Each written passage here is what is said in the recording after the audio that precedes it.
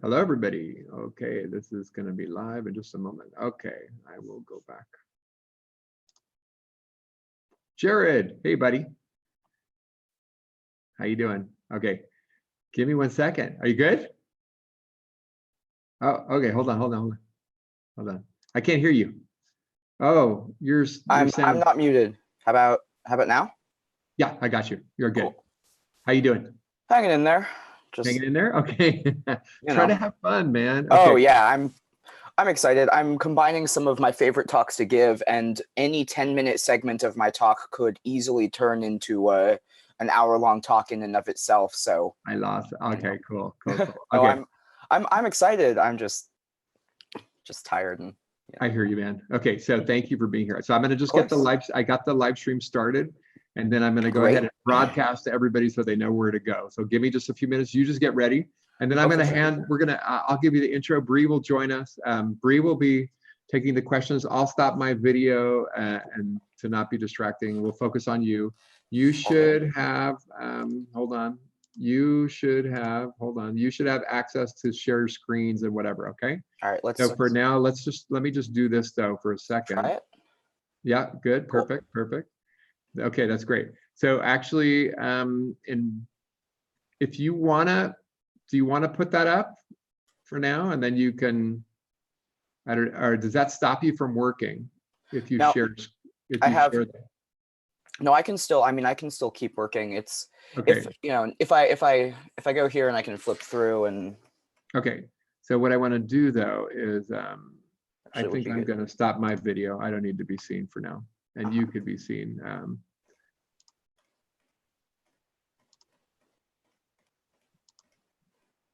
Okay. Not to spoil too much for you, Sean. Okay, great. So can I try one thing really quickly? Sure. It's working beautifully, by the way. Can you hear this? Pancake. Yeah, I can hear it. Pancake. Totally. I hear it. Perfect. Totally. Everything's great. Okay, let me go broadcast this, and we'll have people coming in about 15 minutes. Thanks, cool. Man. I'll see you in a minute. Problem. Okay. Sounds good. Right.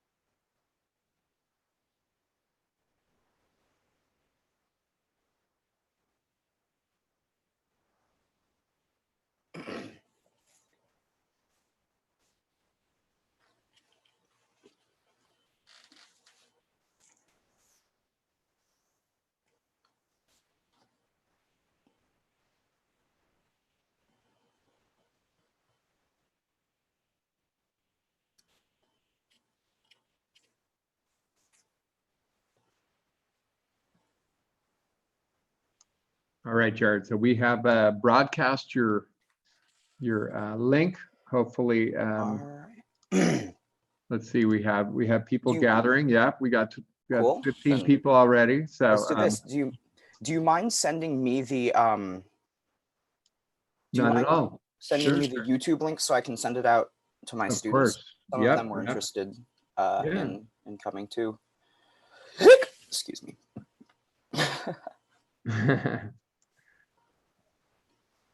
You can send it. I don't know what the best way to do it would be. You could even just send it in Zoom chat if you wanted. Oh, okay. I was just gonna. I send it by Email. but That's fine. If you I'll just attach it here too. I'll do both. How about that? either way. Okay.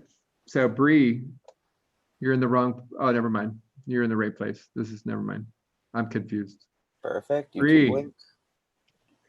Thanks, Bree.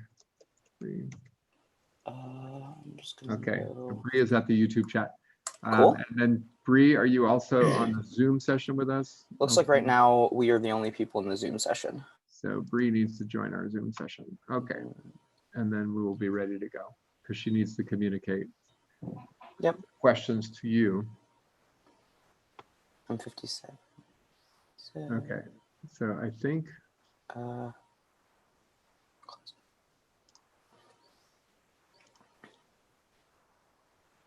we're going to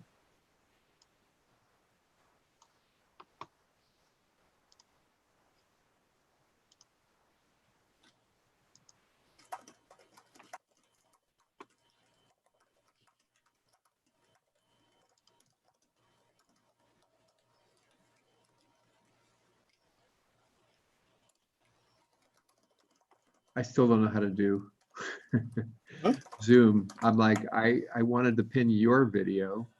yeah, so click on my video and then hit pin video.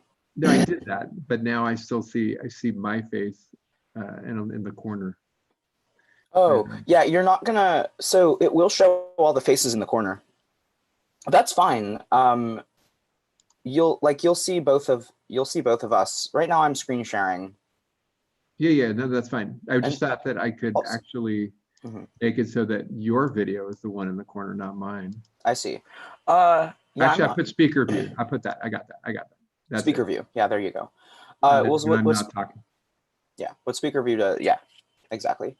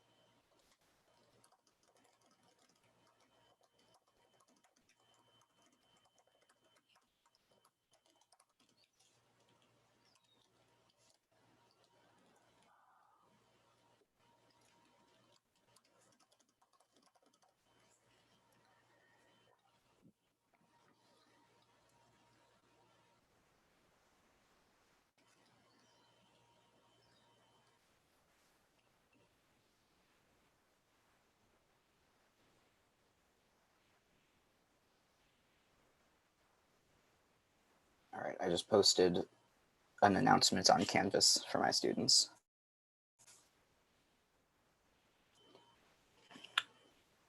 All right. Okay, so we'll just do. Actually, I was hoping Bree will come, but Bree, are you hearing me? You can send Bree again the link to the live stream. I did, yeah. There here she she comes. Okay, cool. There she is.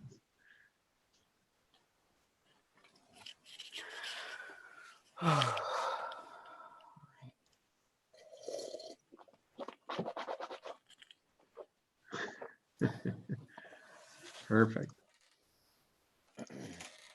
Okay, so actually, just so everybody knows, if you are able to ask Jared, if you want to ask Jared a question during the talk, if you'll go ahead and put that in the YouTube chat, and we'll tell you that in a few minutes again, but put it in the YouTube chat, and then Bree is going to be grabbing those questions and then bringing them, and we'll have a question and answer period at the end, right? So we'll get started in just a few minutes.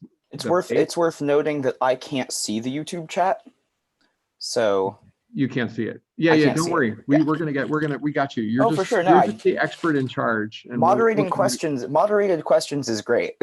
Otherwise, I might get nerd sniped. So. Oh, no. Okay, so just so we get it out of the way, what is your favorite Pokemon? No, I'm just kidding. What is your favorite? For alligator, probably. I told them not to ask any questions that are silly. You know, they're supposed to ask real, legit questions. Okay. Any questions right now? Actually, that'd be kind of funny. If anybody has any questions now? Yeah. Questions before the talk? Now? Okay, we're up to 18 people. All right. Nice.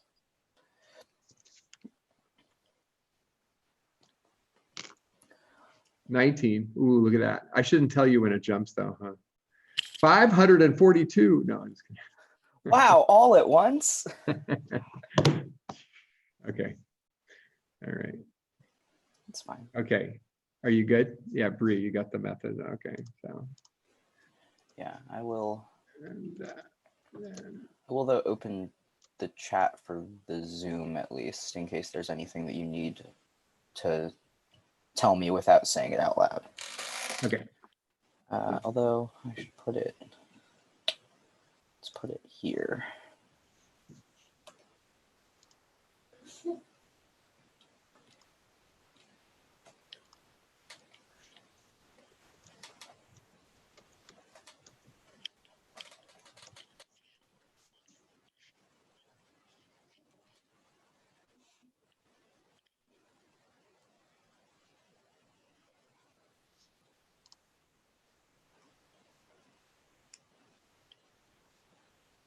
Okay, so we got a question. Can you hear me? Yeah, I can hear you. Okay, so we have a question from Sam. Oh my goodness, okay. All right, Sam says, where do you work and what do you normally do when not in quarantine, Jared? Where do I work? So I am a NSF graduate research fellow and PhD candidate at UCSB. So most of my work when I'm not in quarantine is just in an office at UCSB. I got a nice desktop and 2 monitors. It's great, and a very large desk. Right now I work here. So this is my room. I live in Goleta, and my desk is much smaller, and I only have my laptop and a second monitor for my laptop rather than, the nice desktop setup. And I work remotely, so I connect my computer to my desktop to do research. I also am an adjunct in Earth and Space Sciences for City College and teach one of the astronomy labs. So I also am at the planetarium, or was at the planetarium pre-quarantine on Wednesday nights. I also play guitar, historically did martial arts for a very long time. Haven't been training as much recently, especially with the quarantine. I also like hiking, hanging out with friends, etc. Lots of various interests. I nerd out about lots of things. So. Okay, now actually Zarina, you might know her. She actually does want to know what your favorite Pokemon is. That's a great question, and it's probably for alligator. Okay, all right. Second generation. Second it's the final evolved form of Totodile, which is the water starter of Gen 2. I love that you know that. That's great. Okay, so we have one more, but we'll go ahead and Raphael, we'll wait until the end, and I love your question. We will get that at the end. And then I may answer it in the course of the talk. I don't know what kind of question it is. Yeah, nah, don't worry about that. It's actually a future, like, well, I mean, we could throw it. No, let's wait. We're gonna wait. Somebody wants advice. Okay, and advice if you were 18, just beginning, and then what if they were 8 years old? Wow, that's pretty funny. Okay, that's actually a pretty cool question. I like that. What advice would you give to an 18-year-old getting started, or second question to an 8-year-old? All right. Well, I'll put that on deck for kind of towards the end. Actually, maybe I should say it first, just so that you have implicit respect for me and what I do now, but maybe you'll lose all of it after this talk. So maybe I should get it out of the way first. No, I'm mostly kidding. I think that the advice I'd have for an 8-year-old is very easy, which is always ask questions.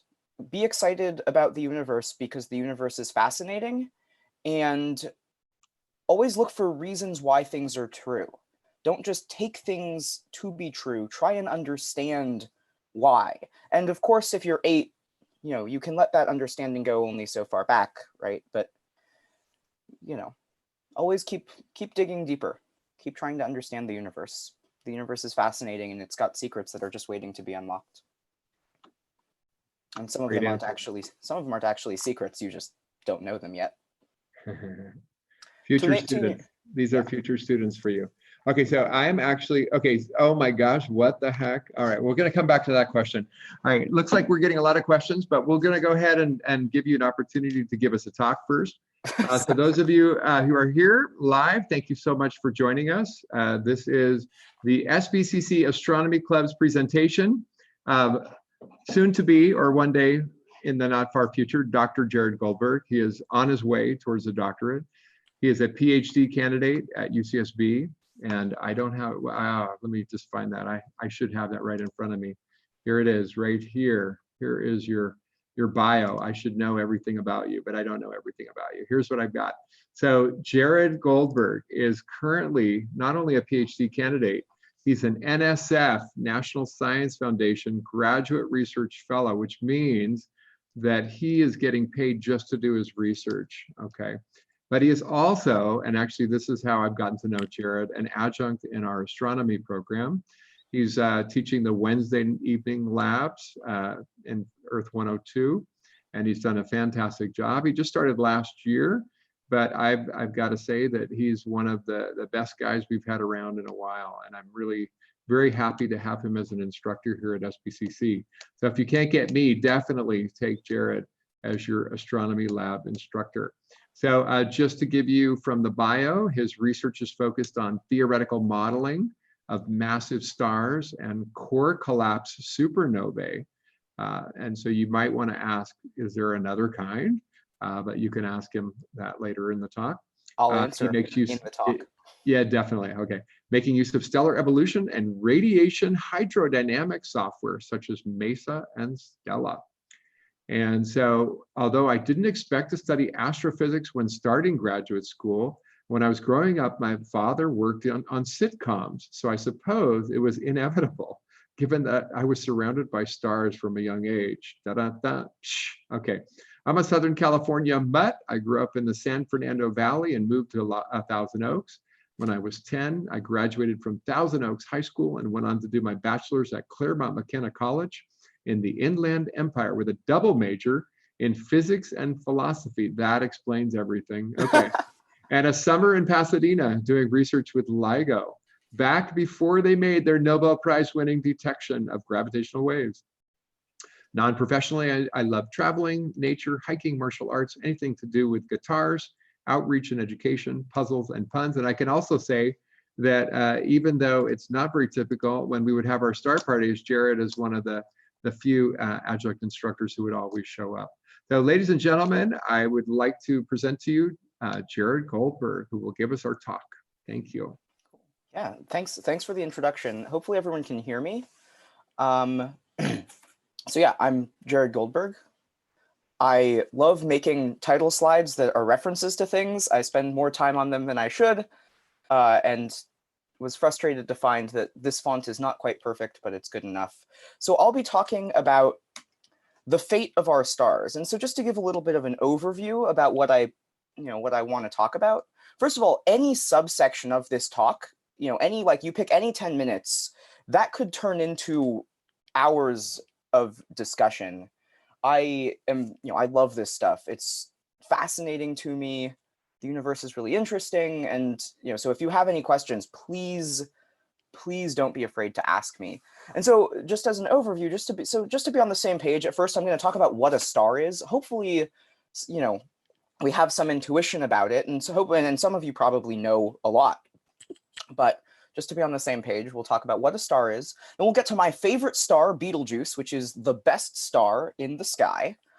And we'll talk about, once we talk about Betelgeuse, we'll talk about pulsating red supergiants, which also can explain a little bit why Betelgeuse has been acting so weird lately, for some of you who might have been following the news.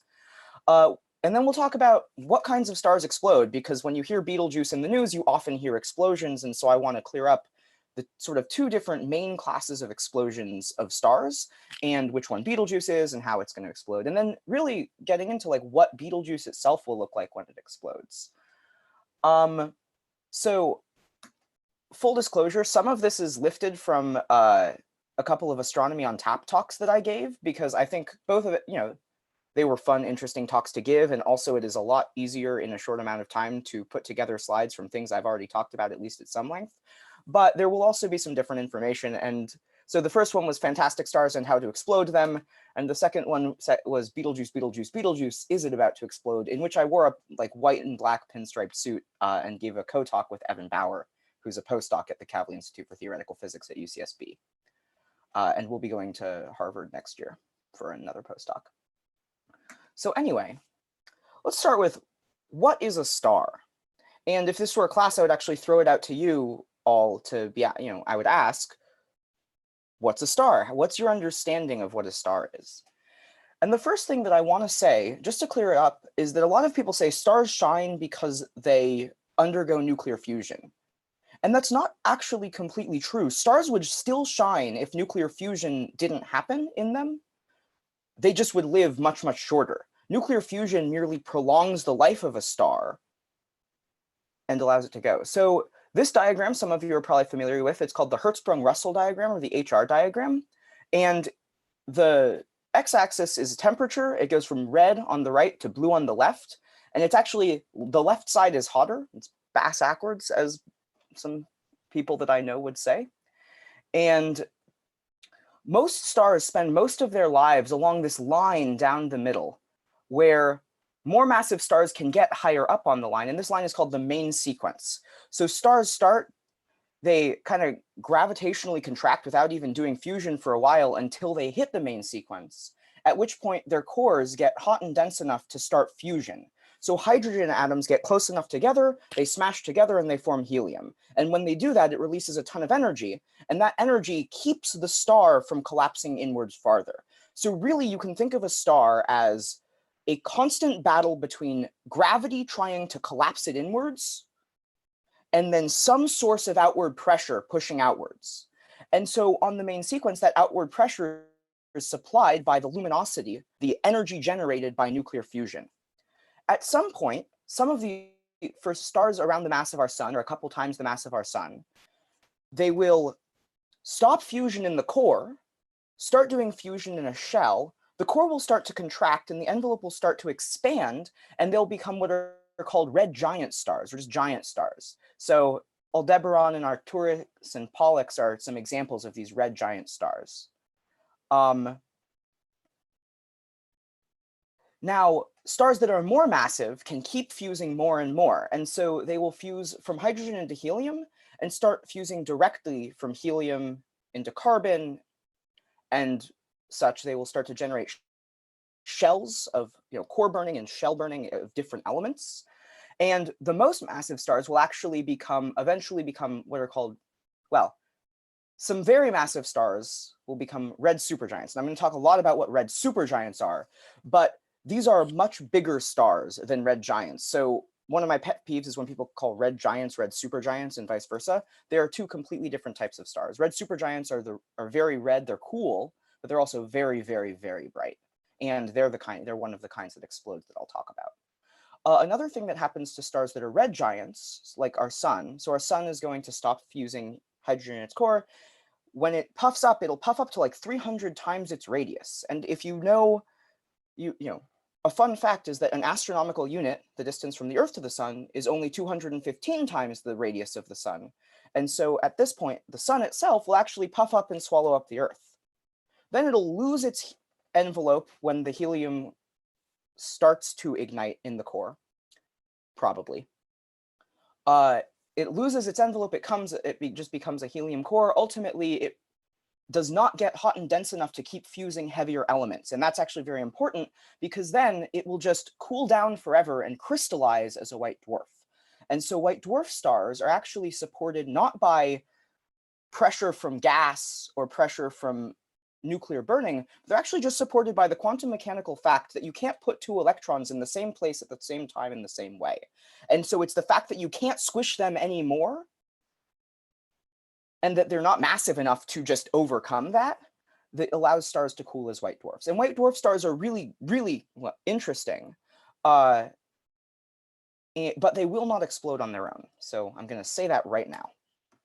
So now Betelgeuse has been in the news, and if many of you think back to pre-corona times, you know, in the glory days, the news cycle was all about Betelgeuse, and I loved it. There were all these waiting for Betelgeuse to explode. Betelgeuse, what's up? Supergiant Betelgeuse will explode. Some of them were like, you know, some of the headlines were clever. Betelgeuse takes a dip because its brightness was dipping. Just a fainting spell, get it? Because it was getting fainter, or is Betelgeuse about to blow? I guess I should probably, you know, say Betelgeuse was really faint in February, fainter than it's like ever been in recorded history. So I should probably mention, some of you are probably, you know, asking the question, what's a Betelgeuse? And so Betelgeuse, if we go back to this plot, Betelgeuse is up here. It's a red supergiant. It's one of the most luminous stars in the sky. And if you look at the constellation Orion, which is also my favorite constellation, you get to my favorite star, Betelgeuse. It's Orion's right armpit. And actually, the name Betelgeuse comes from Arabic, and it roughly translates to something along the lines of armpit of the Great One, or, you know, yeah, basically armpit of the Great One, or like arm of the Great One. And Betelgeuse is, yeah, it's just in Orion's armpit. And it's about 15, well, it's you know, maybe 10 to 20 times the mass of our sun, but its radius is something like 800 times the radius of our sun, meaning that the volume of Betelgeuse is, you know, 500 million times the volume of our sun. So its orbit extends out way past Earth, way past Mars. It actually goes out past Jupiter. The radius of Betelgeuse goes out past the orbit of Jupiter if Betelgeuse were where the sun is. And it's actually so big and pretty close that through some telescope techniques, you can actually create images of it. It's one of the very few stars, aside from our own sun, that we can actually get an image of. And so this is what Betelgeuse looked like in, well, actually even in December of 2019. Now, to some people, Betelgeuse looks like Michael Keaton, and that's actually because the movie Beetlejuice was actually named after the star. And so the pronunciation Beetlejuice was not the dominant pronunciation. It was a pronunciation that was accepted, but when around 1988 was actually when everyone started calling it Beetlejuice. And it wasn't a coincidence. In 1989, Michael McDowell told Sky and Telescope magazine that, you know, I'd like to assure all Sky and Telescope readers that the film Beetlejuice does take its title from the star in Orion. So where the name appears in writing, it's actually like in the scripts, it's actually written, spelled this way, the T-E-L-G-E-U-S-E, whereas the actual movie title is spells it B-E-T-L-E-J-U-I-C, the juice, you know. Yeah. And so now I can talk a little bit, now that we know what Betelgeuse is, I can talk a little bit more. I said Betelgeuse is a red supergiant star. And so to me, what that means is that Betelgeuse is an evolved massive star, and red supergiants are, the analogy I like to make is they're like ogres or like onions. They have layers, and they're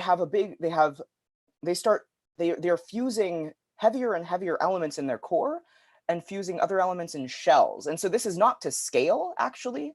All of this from helium inward is about the radius of our sun, whereas most of the volume of Betelgeuse is just this fluffy hydrogen-rich envelope that extends out, well, you know, almost, you know, 500 million to 1 billion times the volume of our sun, or, you know, 1,000 times the radius of the sun. So red supergiants fuse all the way up to iron. So the hotter and denser you get in the core, the heavier and heavier elements you can fuse. But actually there comes a point where it no longer is energetically favorable, meaning you need to put more energy into fusing iron with, you know, more helium nuclei than you get out by fusing iron. And so because you need to put more energy in than you get out, it doesn't make sense for the star to keep fusing iron. So the iron core just grows and grows and grows And then ultimately gravity wins, but I'll explain that later. So Betelgeuse, though, big puffy Betelgeuse, at the beginning of February 2020, took a giant plunge from kind of like the end of 2019. And this now is just a plot of its brightness. And it's normally sitting at about 0.5 magnitudes. For those of you who don't know, the magnitude scale is just a way that we measure the brightness of stars. Lower numbers correspond to brighter stars. So 0.5 is brighter than 1.5 by a factor of a few. And so Betelgeuse, you can see its light curve, the brightness over time, fluctuated. But then in 2020, it took a giant dip. And so this is showing actual data. And it, again, just shows that it took a dip. And we can ask the question, is this historically unprecedented? People were making a really big deal out of it. And the answer is, even in Betelgeuse's history, it's been variable for a very long time. We've been staring at Betelgeuse for forever. I should note that the reason that these look like long period variability, meaning sort of fluctuations over the course of tens of years, is actually not because it was variable over that period, but actually just because we weren't collecting as much data. So around you can start trusting this around probably 1950, and you can see lots of scatter, and it did take some pretty big dips in 1988 or so, 1985, I guess, somewhere between there. But again, none as big as this 2020 dip. And so we can also ask, is this unusual? So it's not that unusual for Betelgeuse, but it is kind of cool and kind of unusual. We can also ask for other stars, is this unusual? And the answer is also no, it's not particularly unusual. If you look at all of the red supergiants in Andromeda, this paper actually was a paper that Evan Bauer, one of the people in my research group, was and Lars, my research advisor, were co-authors on, was looking at the period luminosity relationship and also just the variability, how much the brightness of red supergiants in Andromeda fluctuates. And a lot of them actually show these fluctuations that take place over hundreds of days. So really, they get brighter and less bright over the course of about a year, right? 650 to 1,000 days is about half of a period. But they're also, you notice that these aren't just nice oscillations. They're not just nice patterns. There's a lot of scatter, what we call stochasticity. And so we can kind of understand these fluctuations. So I want to talk a little bit about how we understand these fluctuations. And the first answer is these stars pulsate. There's, not to go into too much detail about how these pulsations work, but if you're curious, you can ask me at the end. They pulsate just radially outward. And also they can undergo slightly more complicated pulsations. So these are just visualizations of some of the modes that stars can pulsate at that are fairly regular. And this middle mode, just breathing in and out, that's really what we think the dominant mode for the brightness of Betelgeuse is. So the thing that explains much of this is just inward and outward breathing. Now, there's one more thing that complicates, I should go back. There's one more thing that complicates the picture, though, is that red supergiants envelopes are mixing like crazy. They have so if you look at the sun, this is data from the Daniel K. Inouye, I think is how you pronounce it, but I could be wrong, solar telescope. And this is an actual video of the sun's surface. And why am I talking about the sun? Red supergiants aren't exactly like the sun. Well, the thing to point out is that this was really cool when we showed it at Astronomy on Tap, because you could actually see, this was the only light source in the room, and you could actually see the room get a little bit lighter and a little bit darker. And so this turbulent mixing, this basically bubbling like boiling water on a stove, each of these plumes is the size of Texas. But on the sun, there are so many of these that the brightness of the sun doesn't actually change, that this doesn't actually affect the boiling, this convection doesn't actually affect the brightness at the surface of the sun. But red supergiants, the scale of those, so this is now a simulation of a red supergiant. And one of the things that you can notice is instead of a ton of little convective cells, a ton of little parts of this turbulence, there are just tens. And so this can actually change the brightness of the star a lot in and of itself.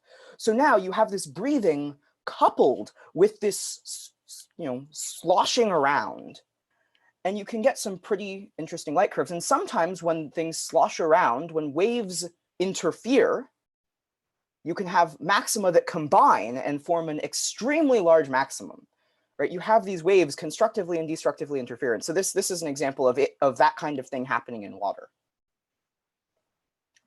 And so when the waves smack together, this guy flies up, and this is just kind of a fun GIF or GIF, if you will, to show. So there's one other thing that happens, which is when all of this variability is going on half a year to couple year timescales. When it gets to a radial maximum, which corresponds to when it's coolest and therefore the faintest, the star can actually burp off some stuff. And so one of the other things that can explain the dimming is not just that it's pulsating and it's at a particularly big, particularly, dark phase, but also that when it gets super big, little changes can cause it to just burp stuff off. And so some of the material that gets blown off can then settle, collect, and form into dust. And that dust actually is another way you can block out some of the light. So these are actually now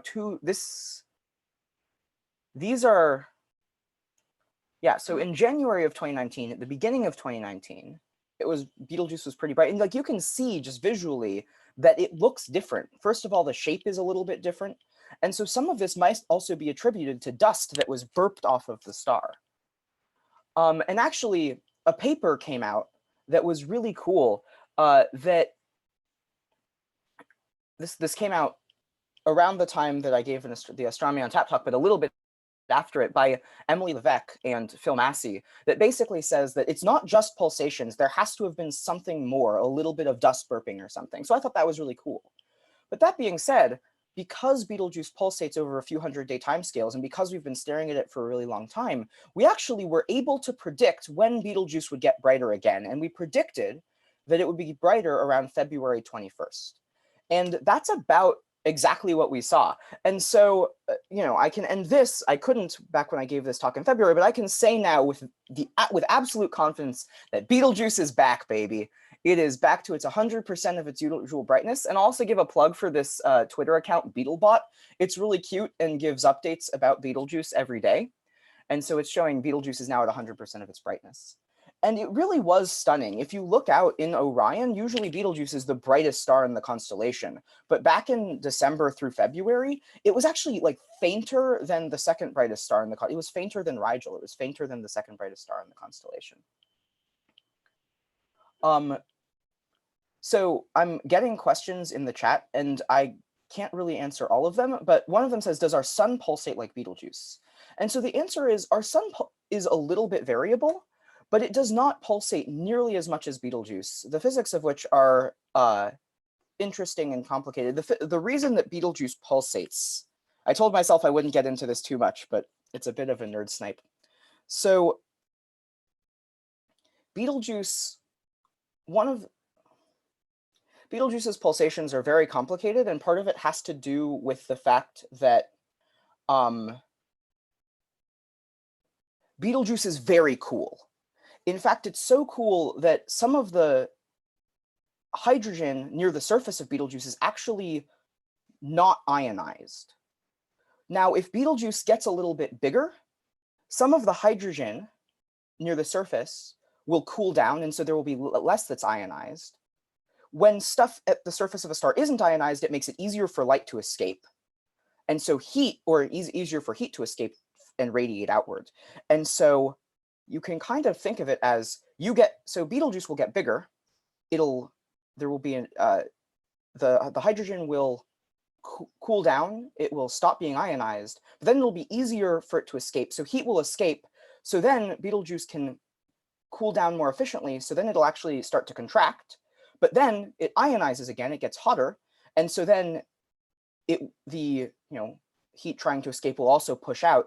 And so you kind of get this stable pulsation. I think that's the best way to, if you are really interested, you can look up kappa mechanism pulsations. But Betelgeuse also has these giant convective cells. And so it's not just a kappa mechanism, it's a kappa mechanism combined with convective cells. Kappa just means opacity. It means how easy is it for light and heat to escape. It's the Greek letter kappa, but it's the variable often used in the physics equations. Cool. So all of that news, though, I just talked about Betelgeuse pulsating, and there's a lot of news about Betelgeuse exploding. And like, what's that all about? Is this pulsation related to the explosion? And the short answer is, oh, and I should mention, our sun doesn't do that because our sun is just super hot and fully ionized. Our sun does undergo a little bit of variability, but that's different. So a lot of the news is about Betelgeuse exploding, and are pulsations at all related to the explosion? Not really, but we can talk about it. So now we get to the segment that's mostly lifted from fantastic stars and how to explode them. And I'm gonna start with a joke. Well, not start, I'm gonna interrupt this talk with a joke. I've seen it all over the place, it's on Reddit, and a little girl looks up at the sky and she says to her mom, "Mommy, how do stars die?" And the Reddit answer is, usually of an overdose. And I don't particularly like this answer. I have a friend who passed away from an overdose a few years ago, and even more importantly, like it's not scientifically accurate. So the answer that I will substitute, which is perhaps not super PC, but also a little more vague and also scientifically accurate, is either they self-destruct or their friends push them to do it. And with this answer, I have achieved both comedy and scientific accuracy. So again, either they self-destruct or their friends push them to it. And so I'm also another question I get a lot, which I have to kill right now, is, wow, you study exploding stars, will the sun explode? And the answer is no. The sun is alone. It is lonely, it will become a white dwarf, and it will cool down. Although in 5 billion years, the sun will expand and swallow up the Earth as a red giant, but not a red supergiant. There is a difference between red giants and red supergiants. Red giants are much less massive and will not explode. So like many stars, our sun will fade into obscurity as a white dwarf. But white dwarf stars, like what our sun will become, can explode if they have a companion that pushes them to their limits. So how do we explode a white dwarf? And we'll get back to Betelgeuse, but I want to give the first class of supernovae, which are exploding white dwarfs. And so you have a white dwarf. These guys down here, they are cool. They are very compact. White dwarfs are like the mass of our sun, but the radius of the Earth. So they're very, very, very dense. And again, they're not supported by nuclear burning. Their pressure support only comes from the quantum mechanical fact that you can't put two electrons in the same place at the same time in the same way. So you have a white dwarf in a binary with another star, and that star has to give the white dwarf shit. It just piles on the white dwarf. And by shit, I actually mean helium. It's important that it's helium because if it were hydrogen, the hydrogen would start to fuse on the surface of the white dwarf, it would burst off, and the white dwarf would ultimately be stable. And we want to explode the white dwarf. The helium is harder to fuse, so you can pile more of it onto the white dwarf. And the white dwarf builds up this thick helium layer, and so it gets denser. And ultimately, it gets dense enough at the core that it's hot and dense enough at the core that it actually can start fusion again. It fuses, white dwarfs are made of like carbon and oxygen, but we can, if you're hot and dense enough, you can fuse past carbon and oxygen to heavier and heavier elements. And so it starts fusing again.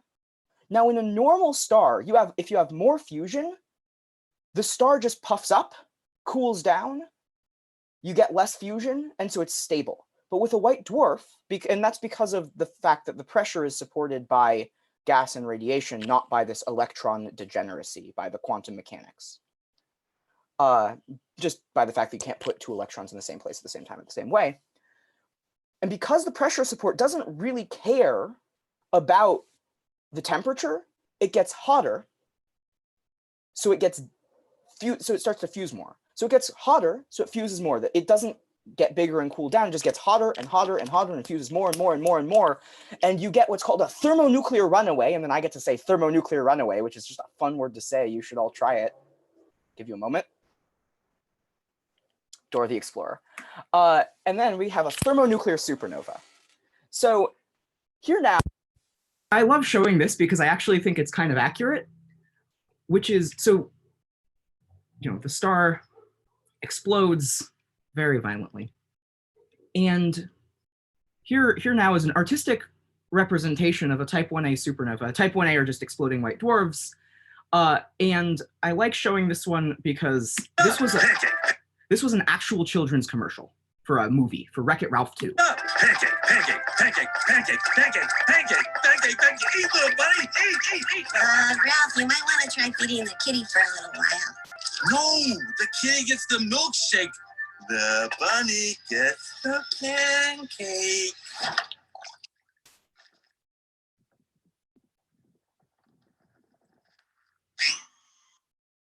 Yeah, that was an actual commercial for a children's movie, but I think it does a good job showing a type 1a or a white dwarf exploding.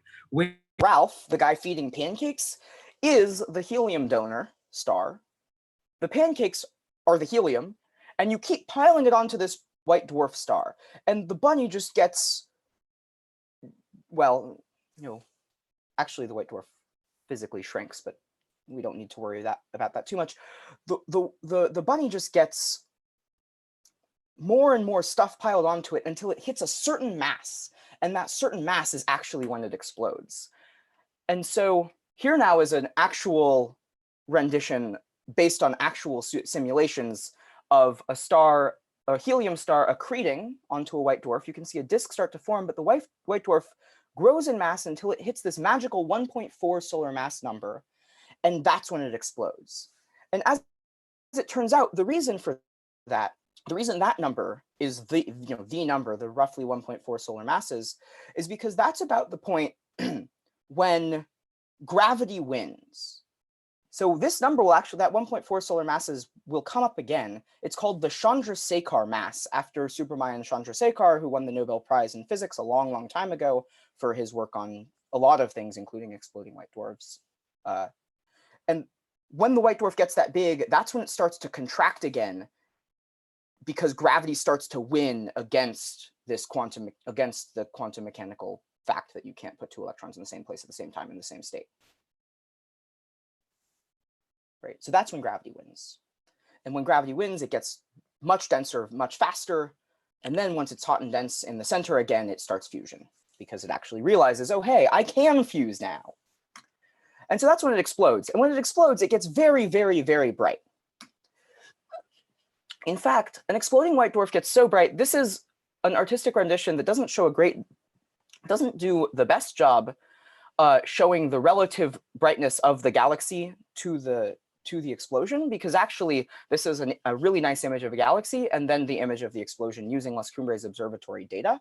But if you were to look at this just through a telescope, you would see a faint galaxy and a very bright dot.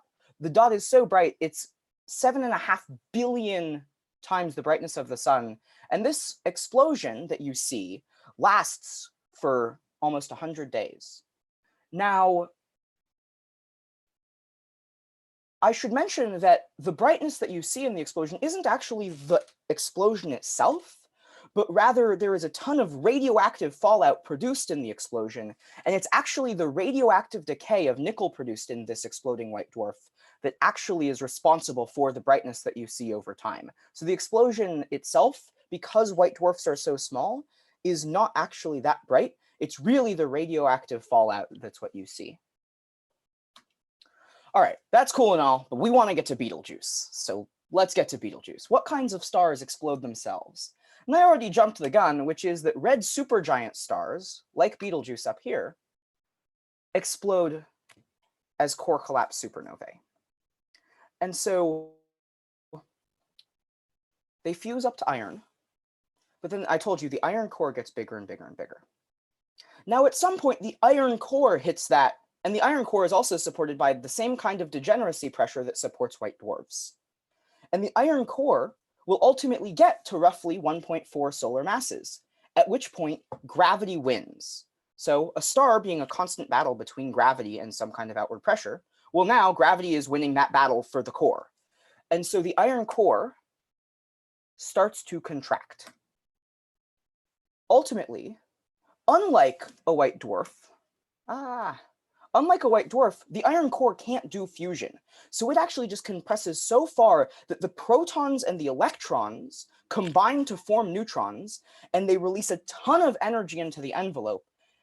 And when that happens, it actually it drives a shockwave out through the envelope of the star. Then everything starts to expand, and you actually see the explosion for a long time. And as it expands, it cools down. As it cools down, you can see more and more light, and you can see deeper and deeper in. Ultimately, it fades away and becomes what's called nebular. So that was just my PowerPoint art diagram. Core collapses, bomb goes off, shockwave hits the surface, everything expands. You see it when the shockwave hits the surface, and then it fades away. And now, just to talk a little bit more about how that explosion actually happens. So if you zoom in to the iron core is smaller than is like the radius of the Earth, right? And it starts to collapse. It forms a protoneutron star, which is like the radius of Los Angeles. So you're taking 1.5 times the mass of the sun and squishing it into the radius of Los Angeles, combining almost all of the protons and electrons into neutrons. Now that collapse happens on millisecond times. It's very, very, very fast. The rest of the star doesn't have time to adjust. It realizes, oh shit, there's no floor. So all of it starts to fall in, bounces off the core, and a shockwave starts to form. But then the rest of the envelope is still falling in. So the shockwave's going out. It's like, oh no, I can't leave the star. I'm trying to push out, but the entire star, 15 solar masses, is falling in on my head. And so that was for a while all that we knew.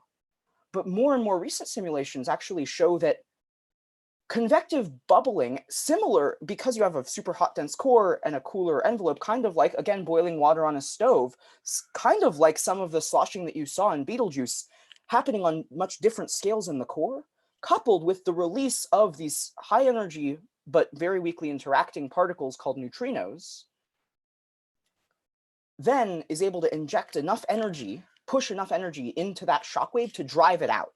And while that entire process takes half a second, it'll take a day to a couple of days for the shockwave actually to get all the way out to the surface of the star. And that's when it explodes. And I'll talk about that in the context of Betelgeuse in a little bit. But things to note also, just in terms of energy scales, because I like energy scales, the amount of energy it takes to blow up a star is about 10 to the 51 ergs of energy, or 10 to the 44 joules of energy. There are 10 to the 53 ergs. Oh, and we call that unit a foe, 51 ergs in astrophysics. It's a real thing. Neutrinos carry like 10 to the 53 ergs in energy, but only 1% of it interacts. Neutrinos are really interesting subatomic particles. They are produced in fusion, they are produced in most nuclear processes, and there are billions of them streaming through your body every day, and you won't feel a thing because they interact so weakly. So the fact that they actually are able to explode a star is insane. It means that the star is so hot and so dense, and there's so much energy in them, and that's really cool. And so what an exploding red supergiant looks like is they get really bright very fast, but you actually see the explosion itself for hundreds of days. The shockwave hits the surface, everything starts to expand, but you're actually just seeing this hot glowing ball for hundreds of days until it starts to expand when, again, hydrogen actually, this hydrogen recombination is really important. Hydrogen at the surface of that ejected material starts to get cool enough that electrons go back onto the protons, onto the hydrogen. It's easier for light to stream through because now light is not trying to fight its way through charged particles, and light can escape, heat can escape, and so you start to see deeper and deeper in, but you're still seeing a big glowing ball until about 100 days, a few months after the explosion, when you can see all the way through, and only then can you see the radioactive fallout from nickel produced, which turns into cobalt, which turns into iron. And that's what causes this luminosity tail. Right? And again, it's like a billion times, intrinsically a billion times as bright as the sun. So this actually gets to a really fun fact, which is which do you, I like to ask, which do you think is brighter? A supernova as viewed from the distance from the Earth to the sun, or a hydrogen bomb pressed up against your eyeball in terms of how much light passes into your eye? And the answer is the supernova is brighter than a hydrogen bomb looks brighter than a hydrogen bomb pressed up against your eyeball. And it looks brighter by a factor of 1 billion, by 9 orders of magnitude. And I should also mention that these kinds of explosions in space are really important in understanding how the universe was formed. This is how we get the building blocks of life. In the Big Bang, really only hydrogen, helium, and a little bit of lithium were created. And then all of the oxygen in your body comes from exploding, all of the oxygen that you breathe comes from these exploding massive stars. Of the calcium in your bones, about half of it's exploding massive stars and half of it's exploding white dwarfs, etc. So this is actually just a cool chart. You can look it up. It's created by Jennifer Johnson. The original draft of this was actually made during a conference at the KITP at UC Santa Barbara in Santa Barbara. The original draft of this chart, which I think is just a fun fact, and Santa Barbara pride. Right, so to go back, the question, one of the most important takeaways is the two main ways, and there are other ways that stars can explode, but how do stars die? Well, white dwarf stars with a helium donor, their friends push them to it. And red supergiant stars, they run out of fuel, so they self-destruct as a core collapse supernova. All right, what about Betelgeuse specifically? Is it about to explode? Would we know if it's about to explode? So Betelgeuse is a red supergiant. It explodes via a core collapse supernova, like I just talked about. And one of the questions we can ask is, would we know if it's about to explode before it does? And in general, a core that's about to explode doesn't communicate with the surface of the star. So I told you the final stages of fusion, and this take about a week. The catastrophic collapse of the iron core, when it collapses but can't fuse, so it can't explode thermonuclearly, it just releases neutrinos and becomes a neutron star, or a black hole if it's big enough.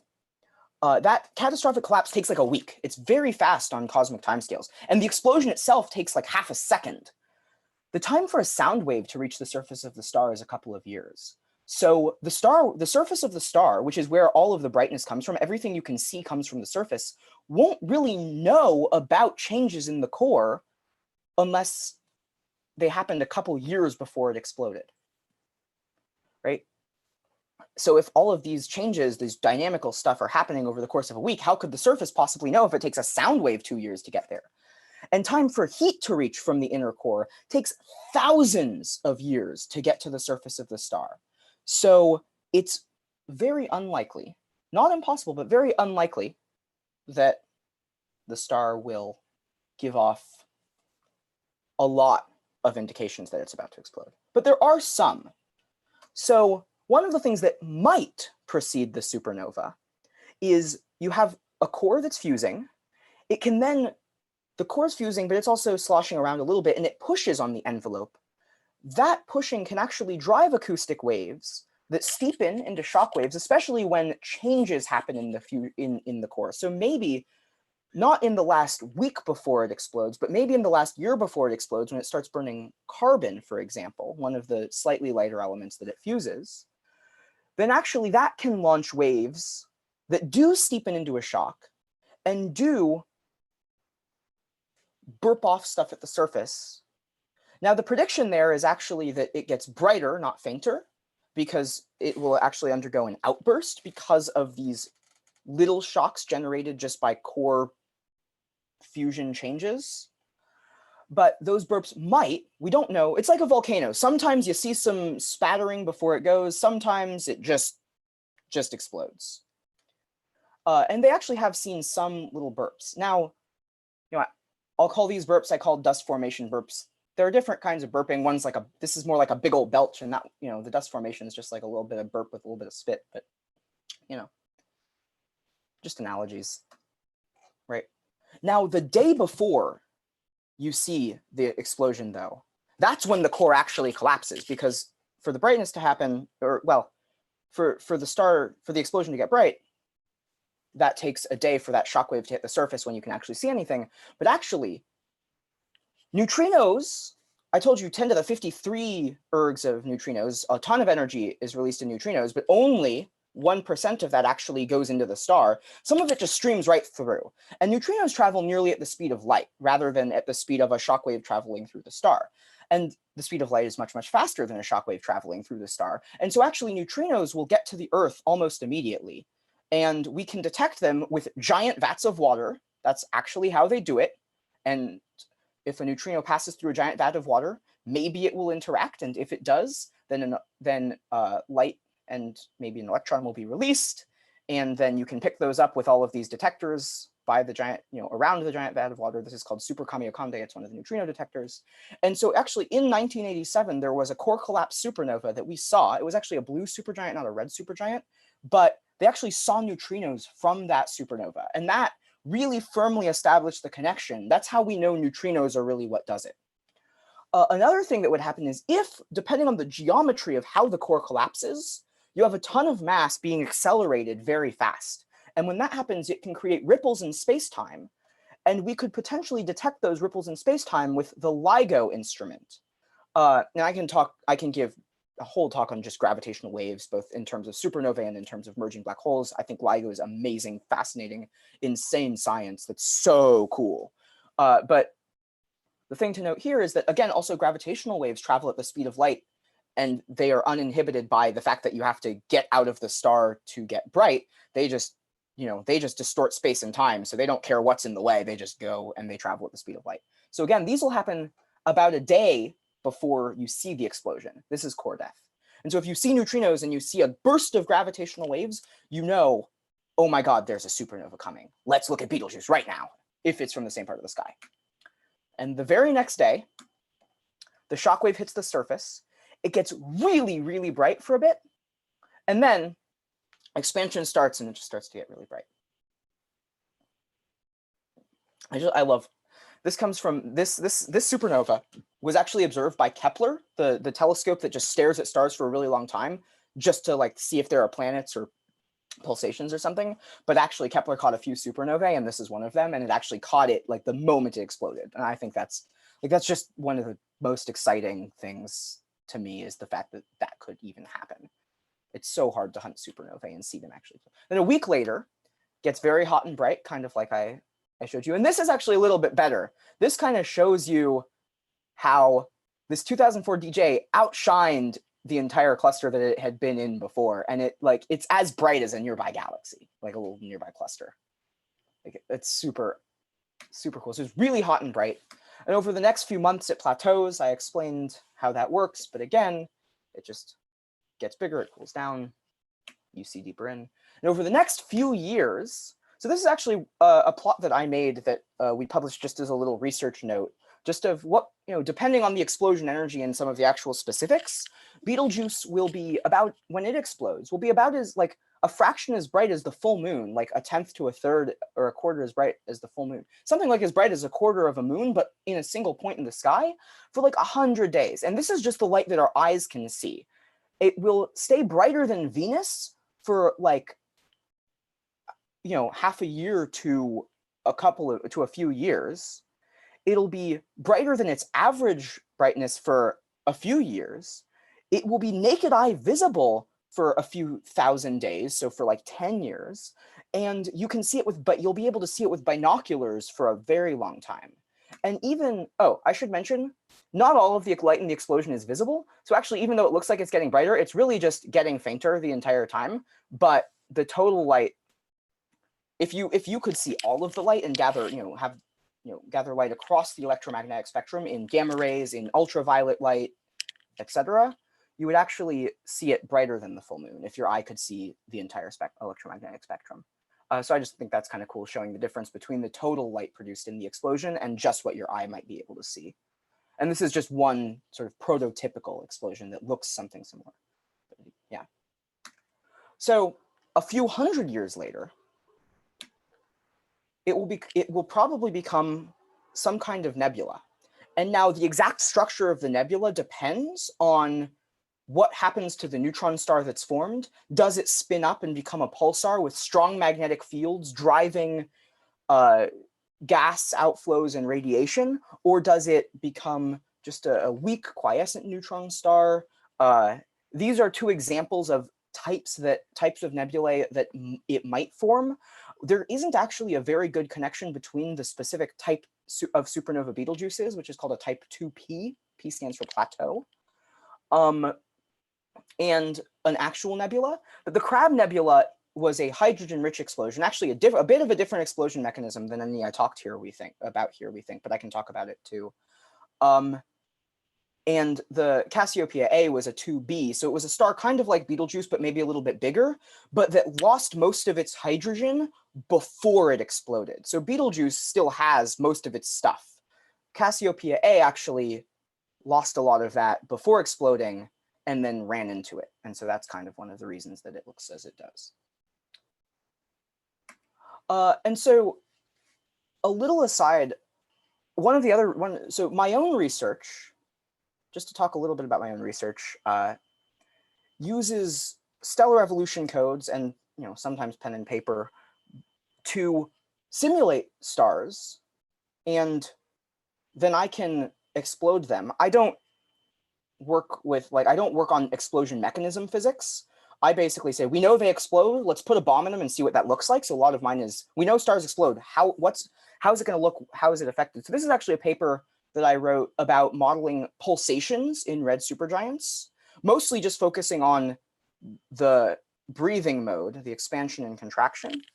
And so if you start the star pulsating at different times, it will end its life at different phases. This is the radius of the star and the time since I made it pulsate. And so you can see bigger star, at a brightness minimum or a radial maximum, the explosion will be brighter.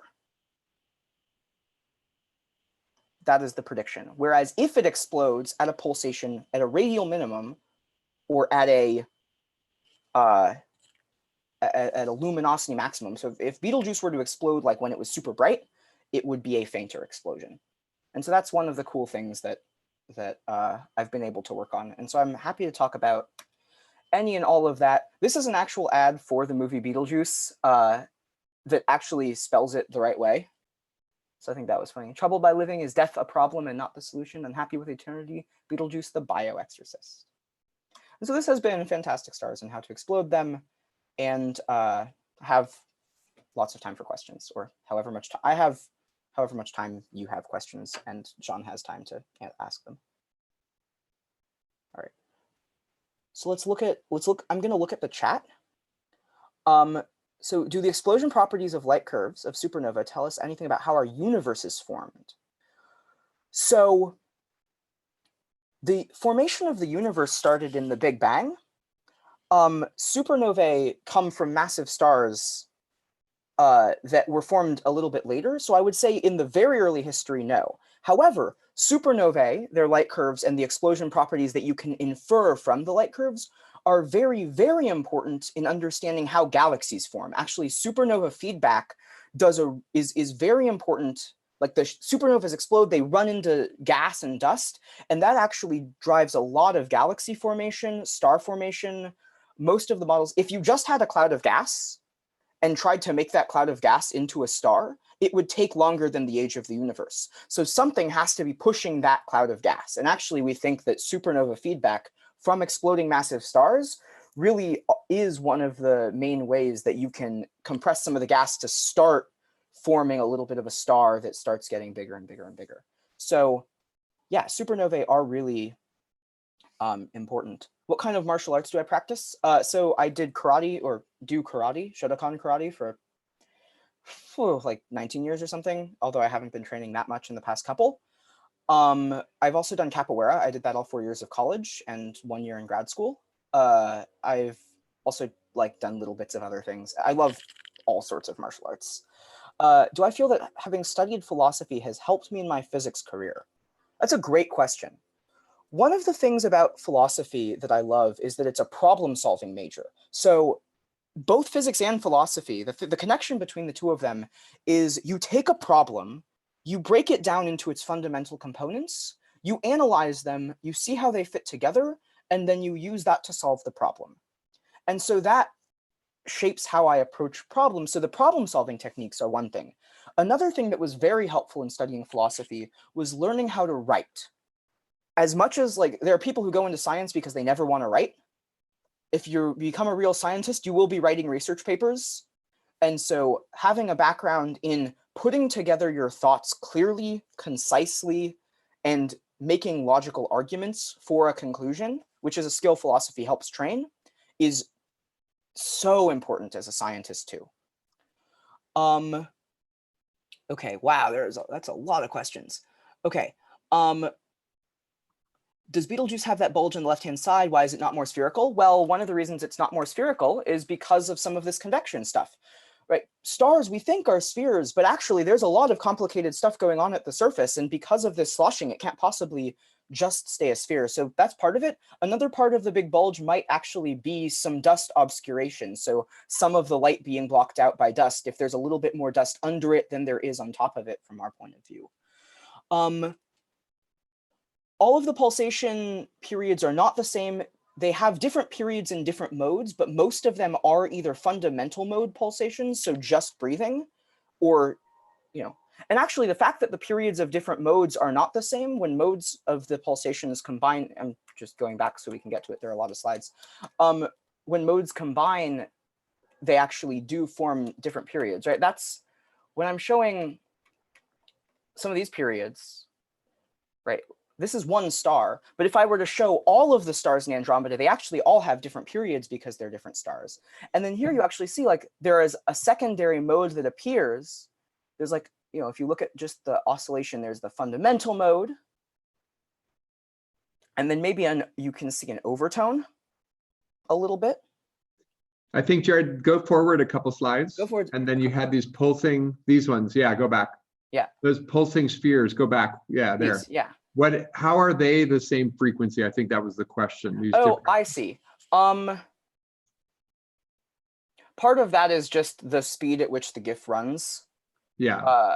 Yeah, I haven't actually done like a frequency analysis. So this is mostly a visualization. Obviously, stars also don't pulsate like this extremely either. You know, it might change about 30% to half of, you know, it might change like 30% or 25% of its radius. It's not going to go to twice its size, for example. So these are just showing, you know, I could show one at a time. Yeah. Okay. Hi, Jared. Do explosion properties, light curves, universe is formed? Can you speak about how neutrinos influence stars? So neutrinos are released when, so in our sun, for example, neutrinos are released when nuclear fusion happens. Neutrinos are also very important as one of the ways that the insides of stars can cool on timescales that aren't just how fast it would take heat in terms of gas particles to diffuse from the core to the surface. So neutrino cooling is actually very important, meaning that when you release neutrinos, because they don't interact with stars very much, they just stream through. And because they're carrying away energy, they're carrying away some of the star's heat. Do we get neutrino pulse a day or two before the supernova starts so we could have a warning? Yes, and I think I answered that later. Why does Betelgeuse have that bulge? How can we know that a star is about to die? I think I hopefully covered that. Would we be able to see it during the day? It's about as bright as a quarter of the moon. So yes, you can see that during the day. Yeah. Take it. I'm just going to do this instead. I actually have the slides up and can just scroll through them without clicking through them. So let's do that. Sean, do you know off the top of your head what the limiting magnitude during the daytime is? Not off the top of my head, but typically Venus, which is like -4, Yeah. shows up just after sunset. You can almost see it. So maybe, you know, -5, something like that. Yeah, -5 or -6 maybe.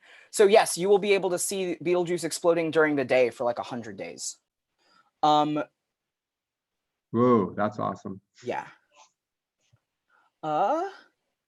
Christian, will it ruin the Orion constellation? That depends on what kind of nebula it forms. Orion will be missing a shoulder, but it might have like a little diffuse kind of nebula in its shoulder that you can kind of see. So it will be faint.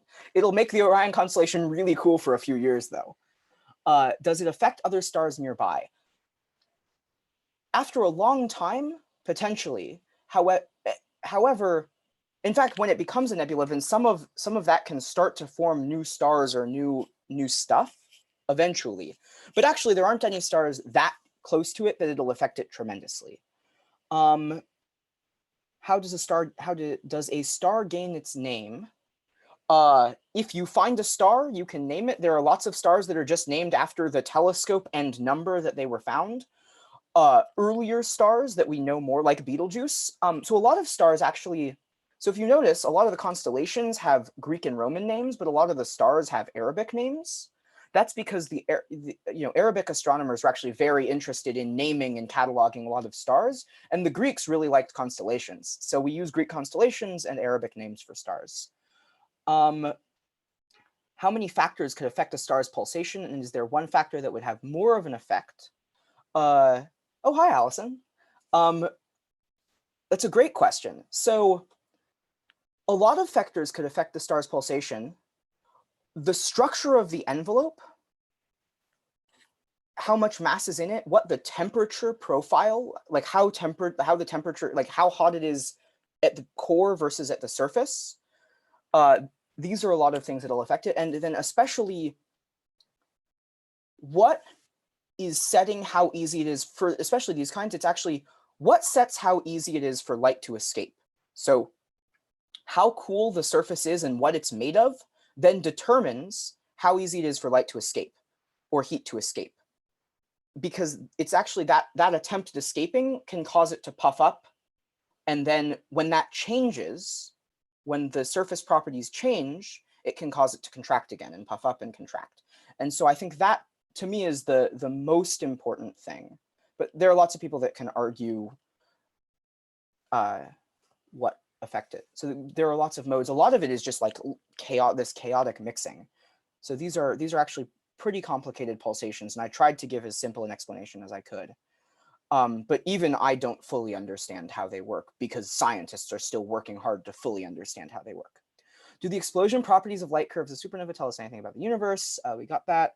Can you have a warning? Why does Betelgeuse have that bulge? See it during the day.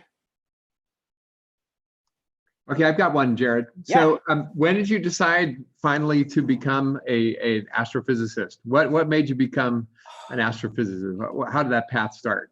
So that's a great question. So like, I'm one of those people who's just excited about learning new things and everything. I got into physics and philosophy and all of these things because you can solve so many types of problems with them.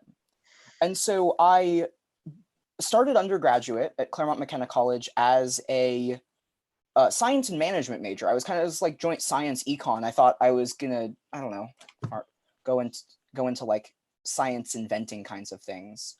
But then I took a physics class with Adam Landsberg, and he has done research in everything. His current research is like using network theory to model the brain and look at the brain of normal people versus normal patients versus Alzheimer's patients, normal healthy brains versus Alzheimer's brains. And he's also done research in like biophysics and solar flares and just like everything. And I thought that was so cool. So I started taking more physics classes, and he was also just an excellent teacher, still is. And he's still at the Claremont colleges if any of you end up transferring there. And so I got into physics. I ultimately did some research with econ, decided that econ wasn't really what I wanted to pursue. It was fun, but I found myself liking physics more. So I kept on that path. Eventually, I decided to work for LIGO the summer of 2015. And that was an awesome experience because it got my hands dirty with research. And also, this was before they made their first detection ever of gravitational waves. And it gave me a feel for what research is like, but I still didn't think I was going to do astrophysics. I was just like, oh, this is physics research. I might do other physics research. Who knows? Then I did my undergraduate thesis actually on stars. I worked with this young guy, Kevin Moore, who is known in institutional memory because he actually got his PhD from UC Santa Barbara in 2012. And he was my thesis advisor. He was like a professor for 1 year, and I worked with him that 1 year. And our project was throwing planets at stars and seeing what happens. I thought that was fun. So like, you know, astrophysics is also a lot easier to explain than like gravitational waves. You know, throwing planets at stars is more like is easier to just grab your mind around than like ripples in space-time.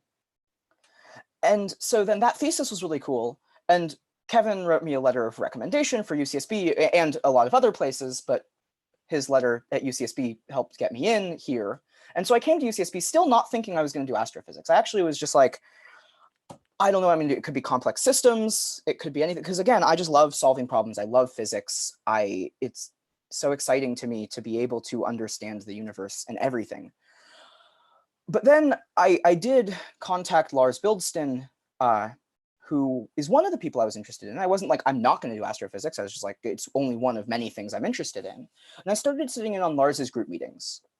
And that was, through that, I just found myself becoming more and more excited about the kinds of projects you can do with stars and with astrophysics.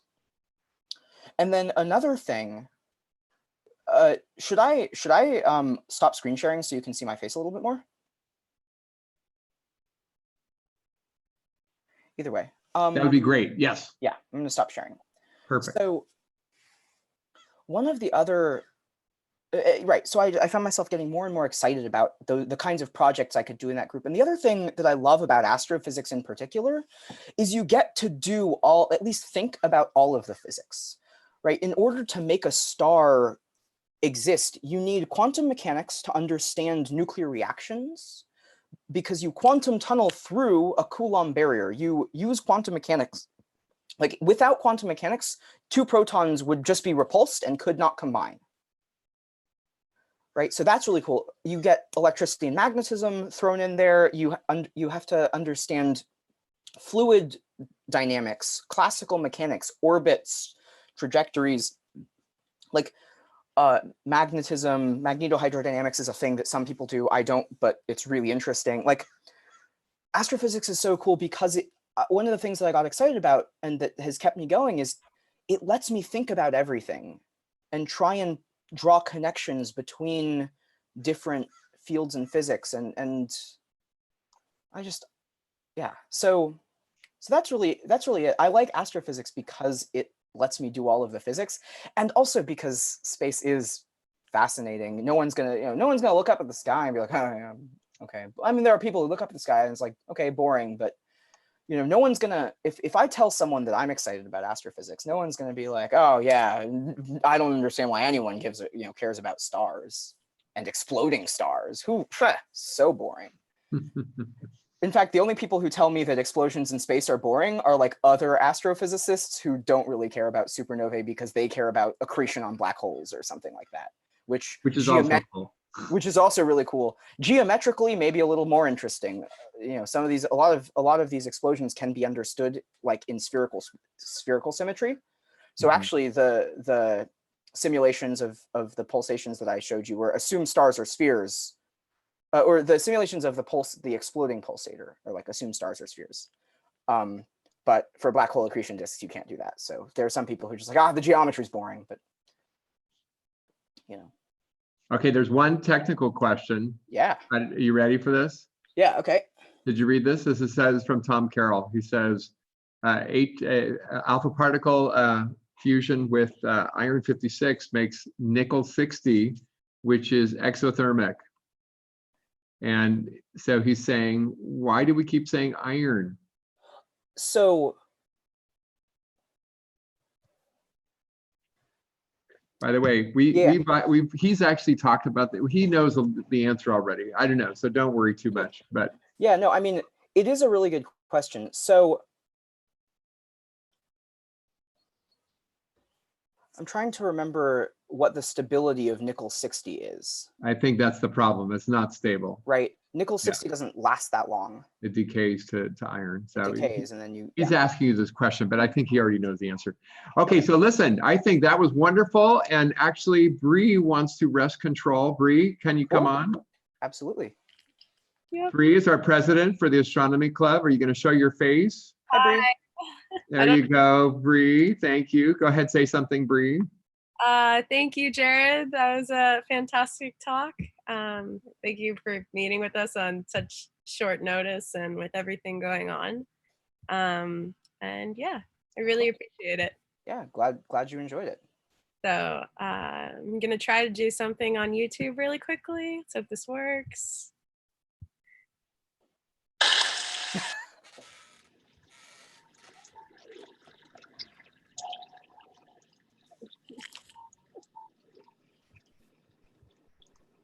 Are you sharing your? Yeah, there you go.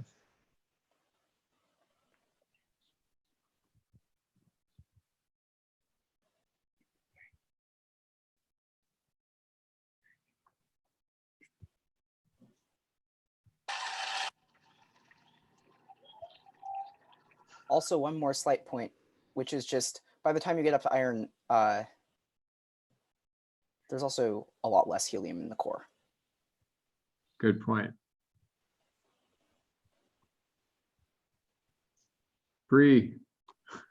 And also, okay. Also, if you look at those energetics, it's not a ton of energy that you gain.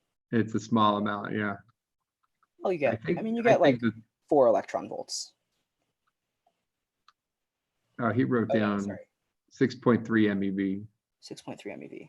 No, it's not bad. Oh, no, he didn't. What did he say? It says 6.3 MeV. Yeah, I'm not 6.3 MeV. 4 plus. Oh, okay, I see it. Yeah. But anyways, all right. Well, listen, I think that's good. Bree, where'd you go, Bree? She was supposed to show. Okay, so that was Bree, and Bree was supposed to. Bree. I'm trying to do an applause. Okay, let's just do it. Let's just do it like this. All right. Everybody virtually at home, we're going to give Jared a big old clap. Thank you, Jared, for being here with us. Did you get it? No.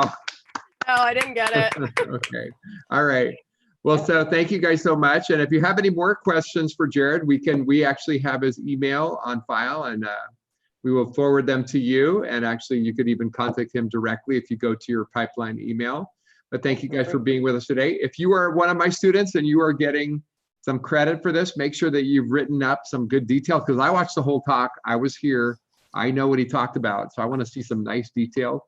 And in there, I asked you also to consider a question that you have. And if there's good questions that you'd like me to ask Jared, I'll be sure to forward them to him. Yeah. Okay, so thank you, Jared, so much. Cool. And next thank you. time we're going to have you live. And because we were supposed to go have ice cream afterwards, but I don't think we could do that. So actually, yeah, we do want to thank you, by the way, with more than just words. So we will be sending you just a little tiny gift, okay? Oh, you don't have to do Thank that, you but so much. No, thank you for doing this, really. Thank you for taking your time. And amidst all this coronavirus craziness, you are a great sport. And I am super happy to have you as a colleague. You are a wonderful teacher and wonderful. I know it's going to be a great thing to have you as a full faculty one day somewhere teaching. You're going to do a great job. So thank you very much. Thank you so much. Yeah. Right. So we're going to end our stream. Thank My you, pleasure. everybody. My pleasure and my honor. Oh, wonderful. Thank you. All right.